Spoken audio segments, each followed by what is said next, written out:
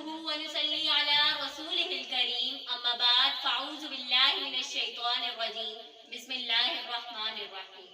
آج مجھے جن موضوع پر لب کشائی کا موقع ملا ہے وہ ہے سیرت رسول۔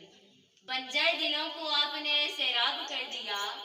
بنجر دلوں کو آپ نے سیراب کر دیا، ایک چشمہ صفات ہے سیرت رسول کی۔ یہ تو وہ موضوع ہے کہ ساری دنیا کے درختوں کو قلم بنا دیا جائے، زمین سے لے کر آسمان تک خلا پر ہو جائے، لیکن سیرت مصطفیٰ کا ایک باب بھی پورا نہ ہوگا، کیونکہ زندگیاں بہت بیت گئیں، قلم ٹوٹ گئے، سیرت مصطفیٰ کا ایک باب بھی پورا نہ ہوگا۔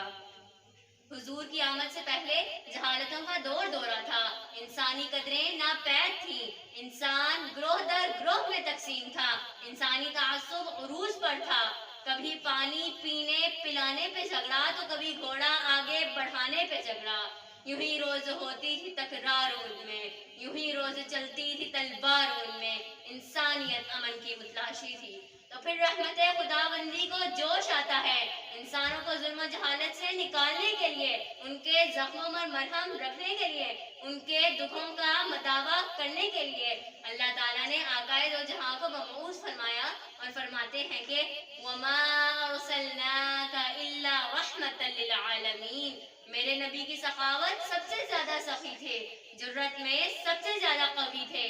بولنے میں سب سے زیادہ شفیق تھے، ہمیشہ سچ بولتے تھے، لوگوں کی امانتوں کا خیال رکھنے والے، جو بھی آپ کو دیکھتا محبوب ہو جاتا۔ حسن یوسف دیکھ کر کٹ گئی تھی انگلیاں، کیونکہ حسن یوسف دیکھ کر کٹ گئی تھی انگلیاں، لاکھوں نے جان دے دی میرے مصطفیٰ کے واسطے۔